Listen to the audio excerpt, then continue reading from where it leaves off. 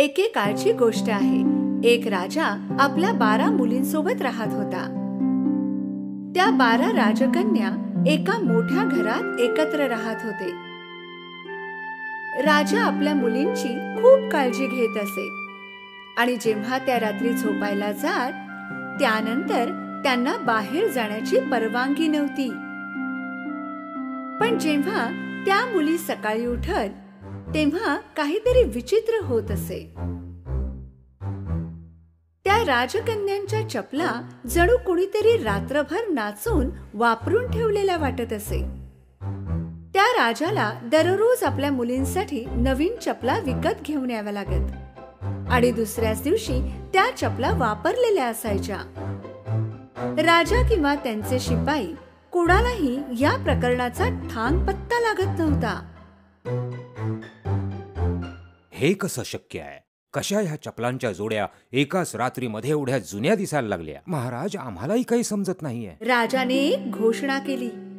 जो कोणी राजकन्यांच्या चपलांचं रहस्य शोधून काढेल त्याचं लग्न मी माझ्या कोणत्याही एका राजकन्येशी करून देईन. त्याला माझा जावई बनवेन आणि माझ्या मृत्यूनंतर त्यालाच राजा म्हणून घोषित केलं जाईल. पण यासाठी त्याच्याकडे फक्त 3 दिवस आणि 3 रात्री असतील, अन्यथा त्याला त्याचं उरलेलं आयुष्य तुरुंगात घालवावं लागेल. त्या राज्याचे सारे तरुण शिवाय दुसऱ्या राज्याचेही तरुण त्या महालात हे रहस्य सोडवण्यासाठी आले. काही काळ ते 12 राजकन्यांच्या खोलीच्या दरवाजाबाहेर पहारा देत होते. पण वेळ संपून जायची आणि ते सर्व हे रहस्य सोडवण्यात असमर्थ झाले आणि चपला मात्र पूर्वीप्रमाणेच वापरलेल्या असायच्या. शेवटी एक सज्जन माणूस हे काम करण्यास तयार झाला आणि तो महालाकडे जाण्यास निघाला. रस्त्यात त्याला एक म्हातारी आजी भेटली. ती फार गरीब दिसत होती. माझ्या बाळा, मी फार उपाशी आहे. तू मला खाण्यासाठी एखादा पावाचा तुकडा देऊ शकशील? त्या तरुणाने आपल्या बॅगेत असलेले सगळे जेवण त्या गरीब आजीला दिले.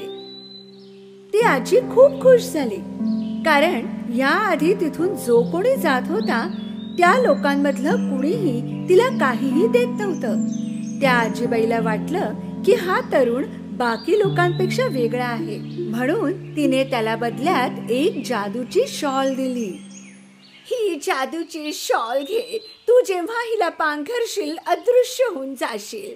जेव्हा रात्रीचे 12 वाजतील तेव्हा तू ही शाल पांघरून गायब हो आणि अशा प्रकारे तू त्या चपलांचे रहस्य उघडकीस आणण्यास यशस्वी होशील. पण एक गोष्ट लक्षात ठेव, त्या राजकन्या तुला पिण्यासाठी काही देतील ते तू पिऊ नकोस. तो तरुण ती शॉल घेऊन पुढे निघाला आणि महालाजवळ पोहोचला. त्याने शिपायांना सांगितले की तो चपलांचे रहस्य शोधण्यासाठी आलाय. पहिल्या दिवशी तो तरुण त्या राजकन्येच्या खोलीच्या दरवाजाबाहेर पहारा देत होता. तेव्हा सर्वात मोठी राजकन्या त्याच्याजवळ आली. तुम्हाला तहान लागली असेल ना? आम्ही हे लिंबू सरबत तुमच्यासाठी बनवले, याचा स्वीकार करा. तो तरुण त्या आजीची चेतावणी विसरला आणि त्याने ते सरबत पिऊन टाकले. सरबत पिताच त्याला गाढ झोप लागली. संपूर्ण रात्र तो एका खोलीत घोरत होता, जी खोली राजकन्येने त्याच्यासाठी तयार केली होती.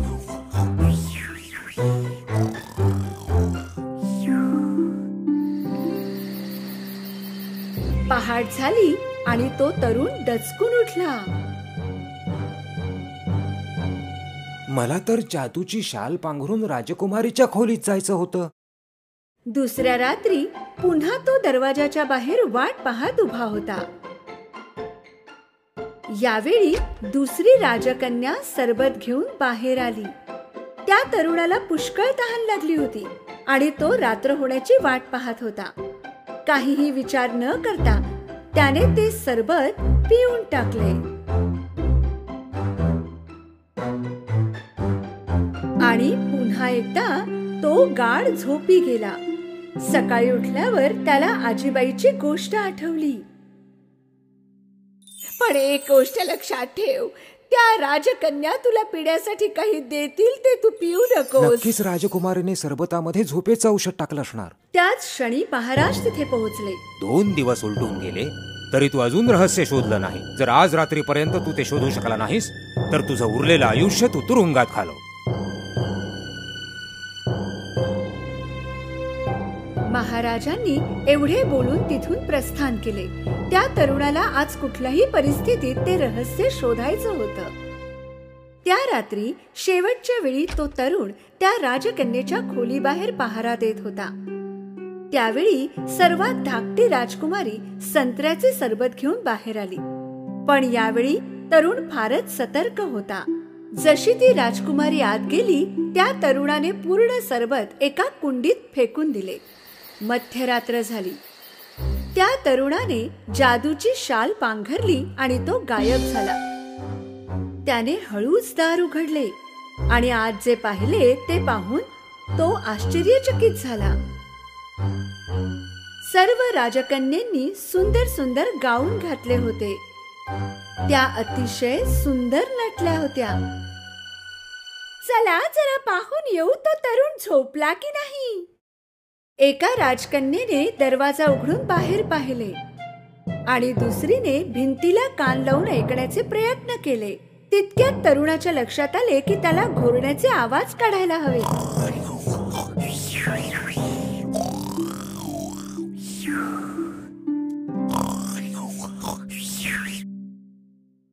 सगळ्यात मोठ्या राजकन्येने बेड एकीकडून सरकवला आणि 3 वेळा टाळ्या वाजवल्या. बेडच्या दुसऱ्या कोपऱ्यामधून एक गुप्त मार्ग दिसू लागला. त्या तरुणाला आपल्या डोळ्यावर विश्वास बसत नव्हता.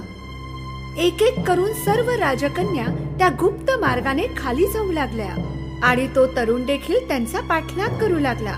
हा गुप्त मार्ग शिड्यांपर्यंत जात होता, जिथे 100 शिड्या खालच्या बाजूला जात होत्या. त्या राजकन्या जेव्हा खाली उतरत होत्या तेव्हा त्या तरुणाचा पाय एका राजकन्येच्या स्कर्टवर पडला. आह, कुणीतरी माझ्या स्कर्टवर पाय ठेवला. अगं वेडी, तू स्वतःच शील. शिड्या उतरून त्या जंगलात पोहोचल्या. त्या राजकन्या उंच झाडींच्या मधून चालत होत्या, ज्यांच्या पांढऱ्या फांद्या होत्या. तरुणाने त्यातली एक फांदी तोडली आणि त्यांचा पाठलाग केला. फार लांबपर्यंत चालता चालता त्या राजकन्या एका नदीच्या काठी थांबल्या. त्या नदीमध्ये 12 बोटी होत्या आणि प्रत्येक बोटीत एक एक राजकुमार त्यांची वाट पाहत होते. त्या राजकन्या बोटीत जाऊन बसल्या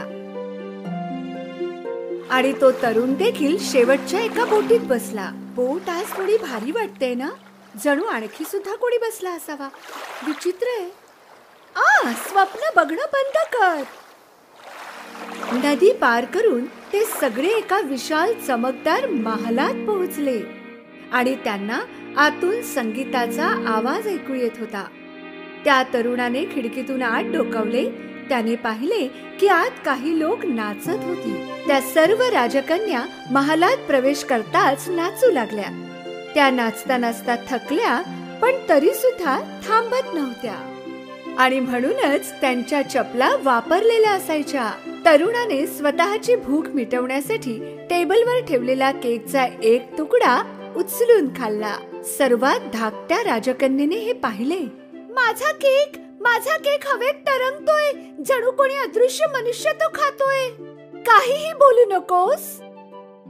तरुणाने सर्वांची नजर चुकवून टेबलवर ठेवलेले सोनेरी कप उचलले.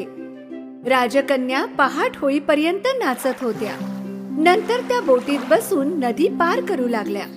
जंगलातून चालता चालता शिड्यांनी वर चढल्या. शेवटी त्या आपल्या महालात पोहोचल्या, परंतु त्यांच्या चपला वापरलेल्या होत्या. तो तरुण खूप खुश होता, कारण त्याने वापरलेल्या चपलांचे रहस्य शोधून काढले होते.